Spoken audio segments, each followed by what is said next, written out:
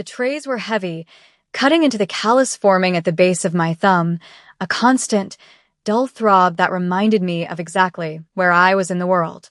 The restaurant was a cavern of low light and high stakes, the kind of place where the air conditioning was kept freezing to preserve the immaculate makeup of women who had never scrubbed a floor in their lives. I adjusted the collar of my uniform, the stiff fabric scratching against my neck, and kept my eyes trained on the floor tiles. Invisibility was the currency I traded in now. For 3 years, I had been a ghost, a shadow drifting through the service entrances of a city that didn't care to learn my name. I was Zara here. Just Zara. Not the woman who had once worn silk that cost more than my current annual rent.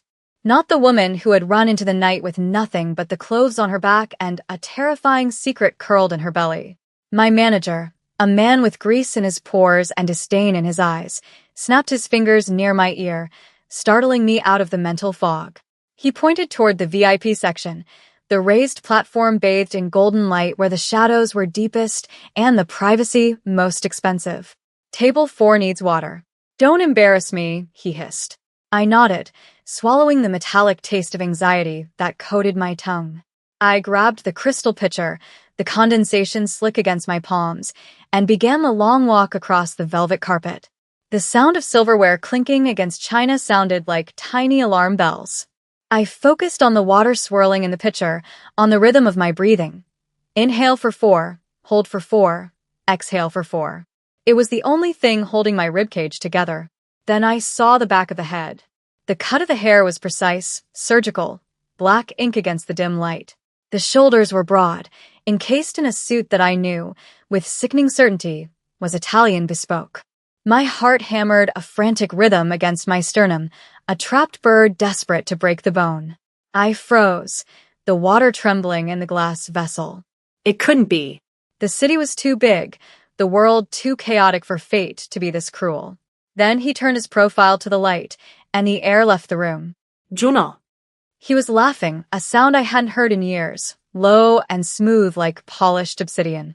It was a lie, of course. His laughter was always a performance, a social lubricant he applied before he twisted the knife.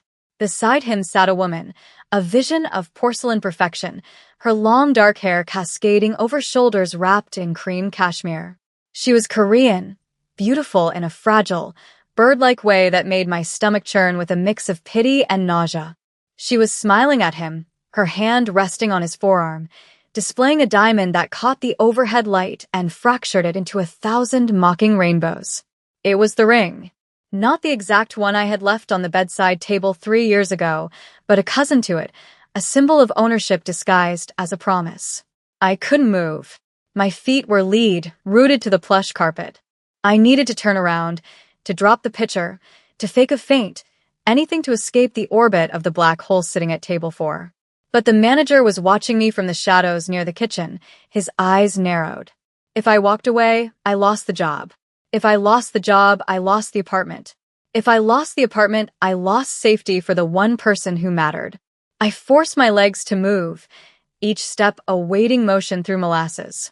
I approached the table from the left, keeping my head bowed, so low my chin touched my chest. The scent hit me before I even reached them. Sandalwood, cold rain, and the faint, coppery tang of something dangerous.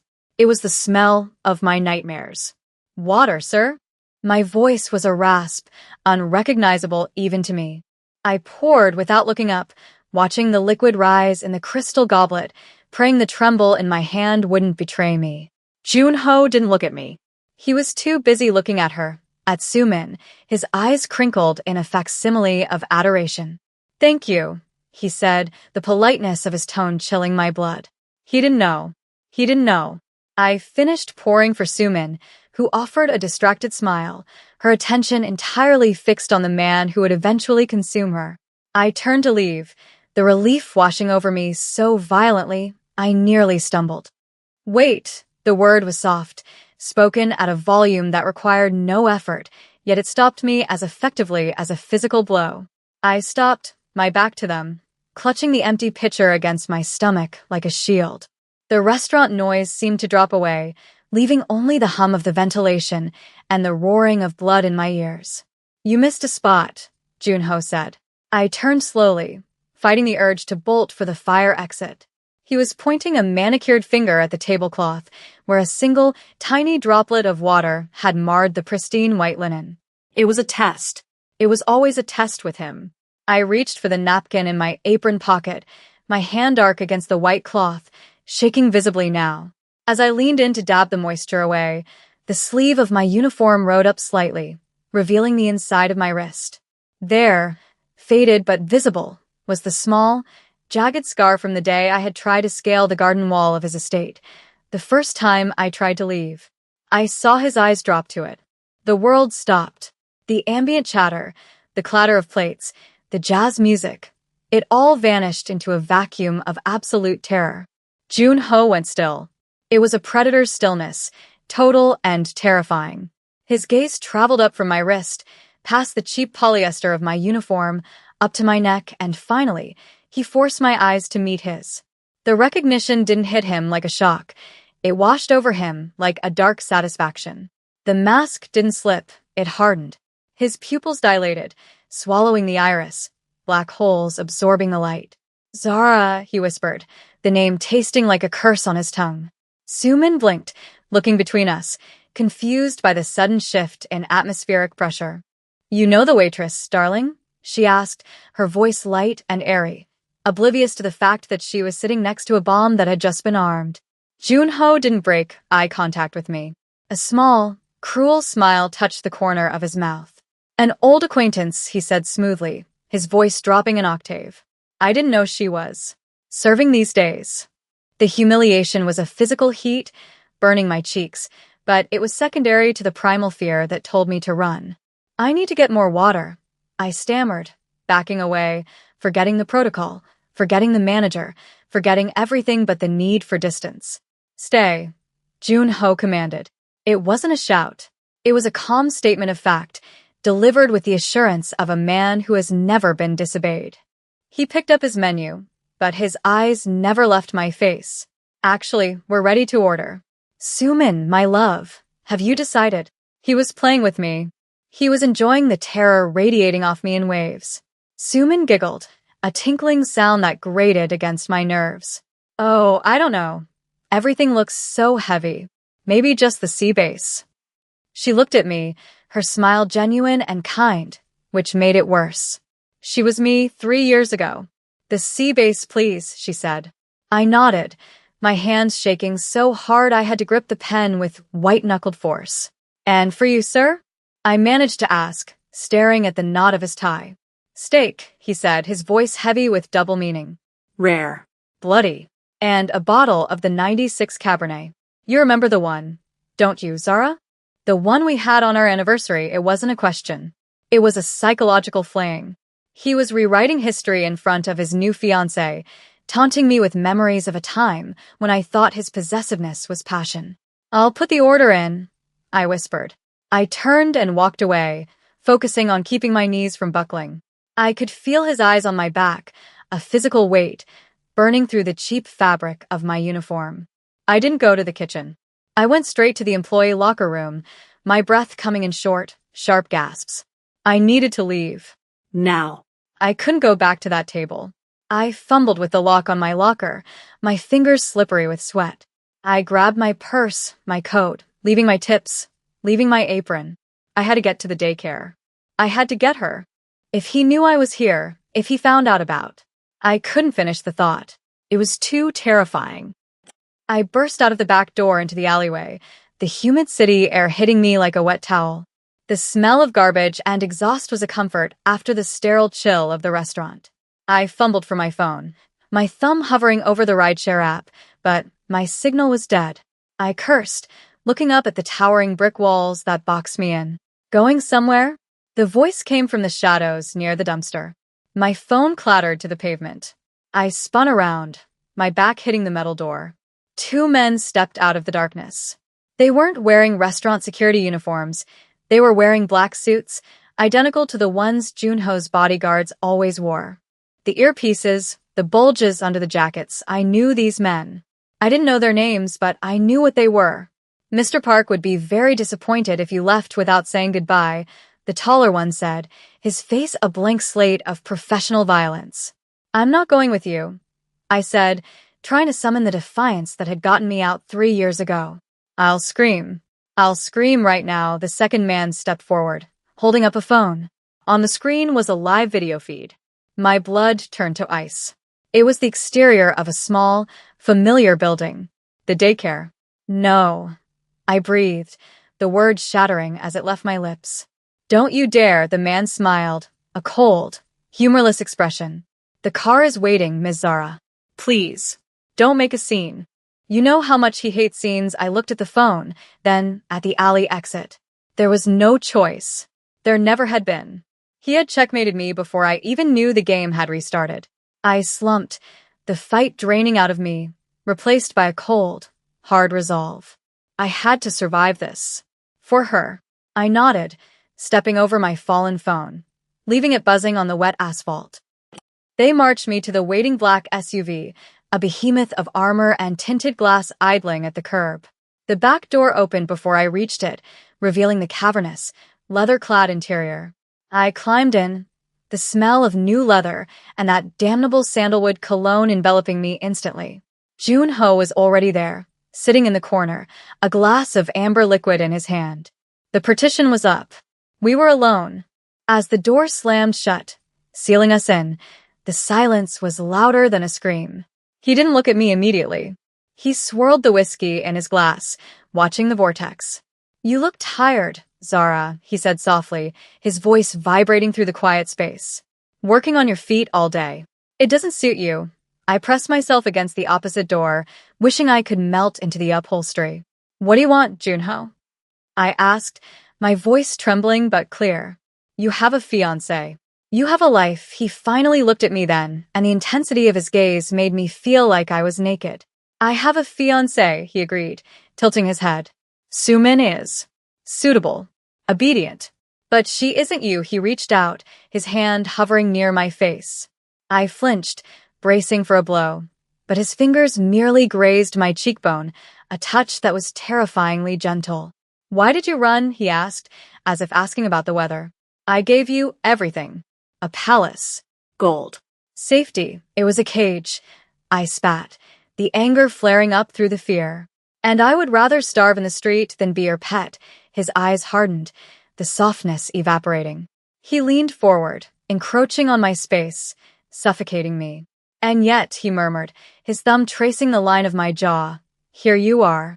Starving. Serving others.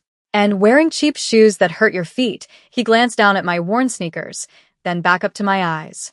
Where is it, Zara? The question hung in the air, heavy and loaded. Where is what? I feigned ignorance, though my heart was pounding so hard I thought he could see it through my shirt. The money? He laughed then, a dry, sharp sound. I don't care about the money you took. You know what I'm asking? He leaned in closer, his breath hot against my ear. Where have you been hiding for 3 years? And who have you been hiding with? Nobody. I lied, the word tasting like ash on my tongue. I kept my gaze fixed on the leather partition, refusing to look at the man who had once been my entire world. The car hummed beneath us, a silent beast cutting through the rain-slicked streets of the city that had failed to hide me. Junho sighed, a sound of disappointment that grated against my nerves more than his anger ever could. He shifted his weight, the leather creaking, and I felt the heat of his body move closer. His hand, warm and heavy, landed on my knee, his fingers curling possessively over the rough fabric of my work trousers. I stiffened, every muscle in my body locking up, but I didn't pull away. I couldn't. To pull away was to invite a chase, and I had no energy left for running. Nobody, he repeated, testing the weight of a lie. His thumb began to stroke the inside of my knee in a slow, rhythmic circle, a gesture so familiar it made my chest ache. You were never a good liar, Zara. You wear your heart in your eyes. It's why I fell for you. It's why I kept you. He leaned in, the scent of expensive whiskey and sandalwood overwhelming my senses, drowning out the smell of the grease and stale cleaning fluid that clung to my uniform. I have a life, Junho, I whispered, my voice trembling. A quiet life. I don't want your world. I don't want the blood, or the money, Or the fear, he laughed softly, his breath ghosting against the sensitive skin of my neck. Fear, he murmured, his lips brushing against my pulse point. I never gave you fear, Jagia. I gave you power. I gave you worship. It was you who turned it into fear because you were afraid of how much you liked it. His words were a poisoned dart, striking true. I closed my eyes, fighting the traitorous memory of his hands on me in the dark, the way he would worship my body like a holy relic, the way his obsession had felt like the only safety in a chaotic world until it became a prison. And what about her? I asked, deflecting, grasping at the image of the woman in the restaurant. Sumin. She thinks you're a businessman. She thinks you're kind. Jun-ho pulled back slightly, just enough to look me in the eye. His expression was bored, dismissive. Sumin is a merger, a signature on a contract. She is porcelain, pretty to look at, easy to break, and entirely hollow. He reached up and tucked a loose curl of my hair behind my ear, his touch lingering on my cheek. You are not porcelain, Zara. You are iron. You are the fire that burns the house down. Did you really think a diamond ring on another woman's finger would change what you are to me? The car slowed, the gravity of the turn pulling me toward him, and then we were descending. The light from the street lamps vanished, replaced by the clinical, fluorescent glare of a private underground garage. I knew this building. I knew the silence of these concrete walls. My stomach dropped as the car came to a smooth halt. The lock clicked open, but I didn't move. I couldn't breathe. Home, Jun-ho said, the word heavy with finality. He stepped out, his movements fluid and commanding, and extended a hand to me. It wasn't an offer, it was a summons. I looked at his hand. The large palm, the long, elegant fingers that could snap a man's wrist or paint a masterpiece, and then I looked at the security details standing by the elevator. There was no escape. I placed my hand in his. His fingers closed over mine, tight, warm, an iron shackle wrapped in velvet. He pulled me out of the car, not roughly, but with an inexorable force that told me I was no longer Zara the waitress. I was his again. We walked to the elevator in silence, the echo of our footsteps the only sound in the cavernous garage. He didn't let go of my hand. He held it against his chest, right over his heart, forcing me to feel the steady, slow beat of it. You're trembling, he noted as the elevator doors slid shut, sealing us in a box of gold and mirrors. I'm cold. I lied again.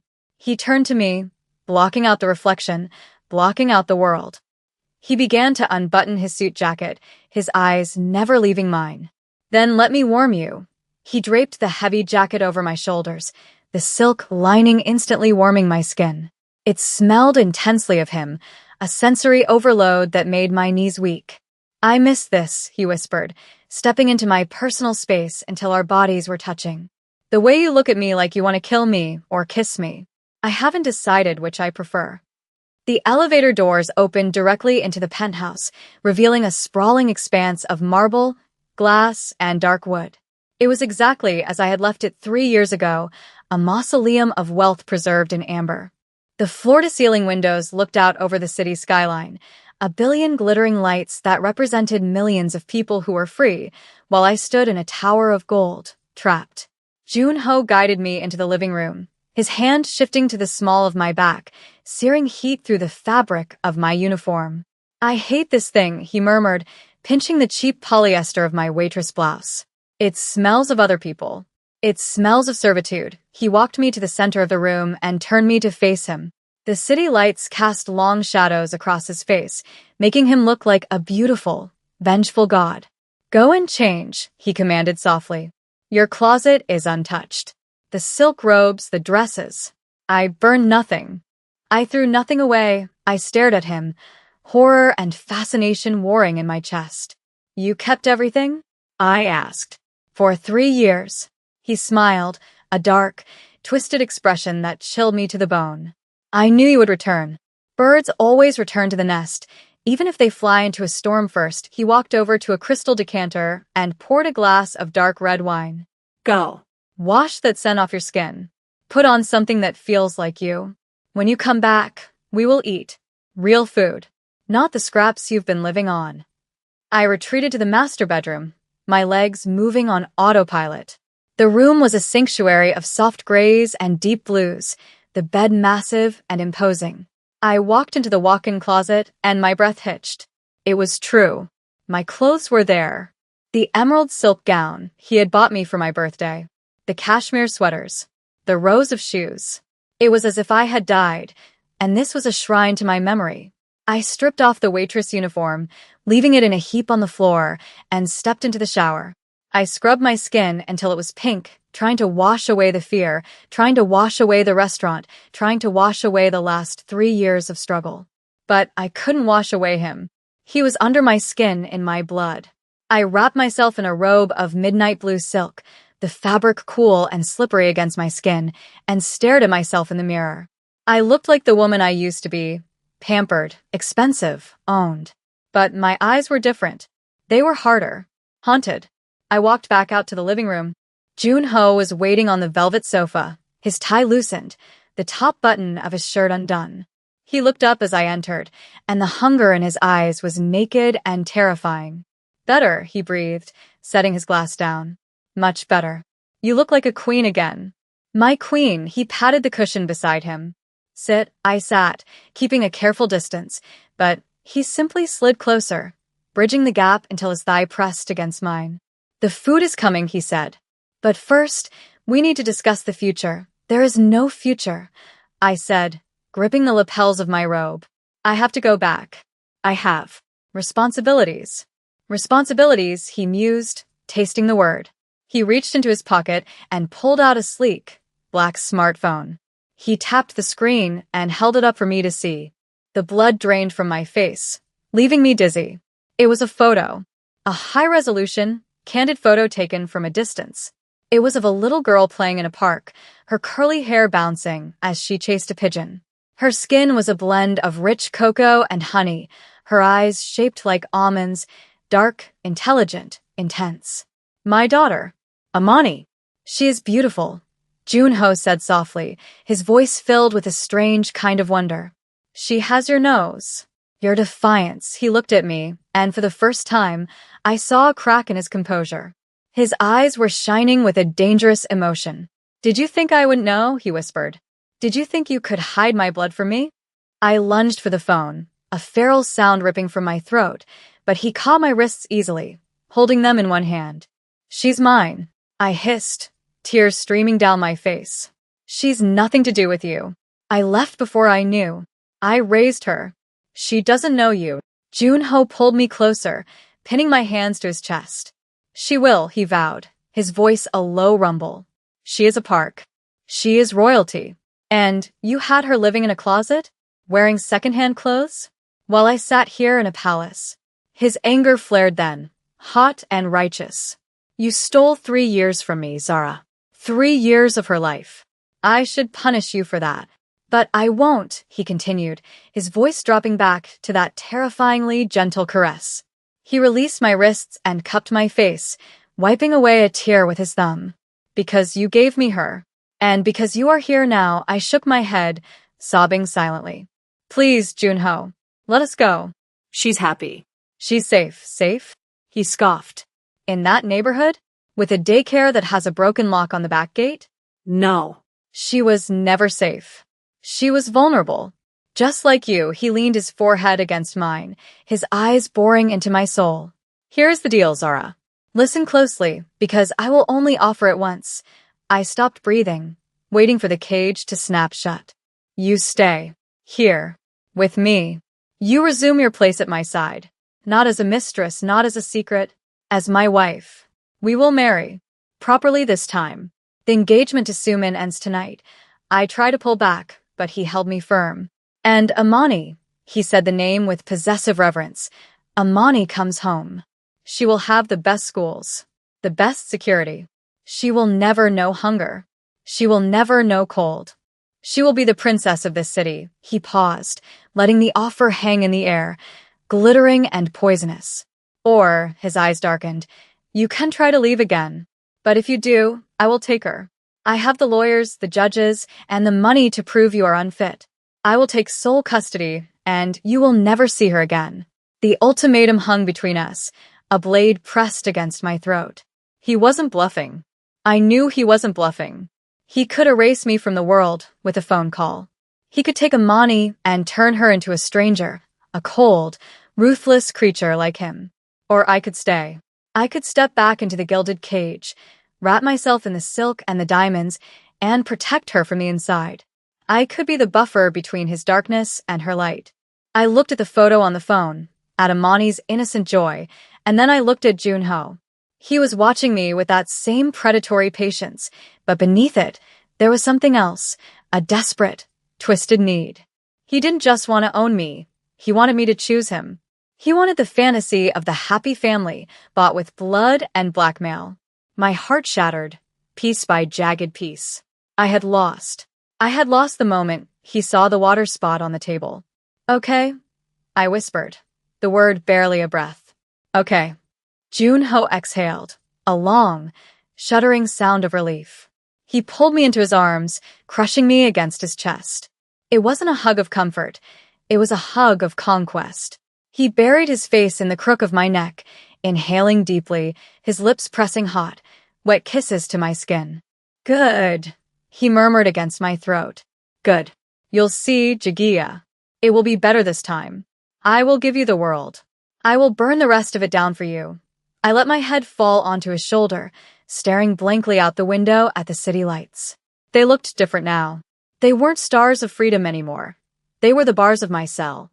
But as his hand stroked my hair, gentle and rhythmic, and the warmth of his body seeped into my cold bones, a treacherous part of me, the part that had loved him before the fear, the part that craved the monster's protection, relaxed.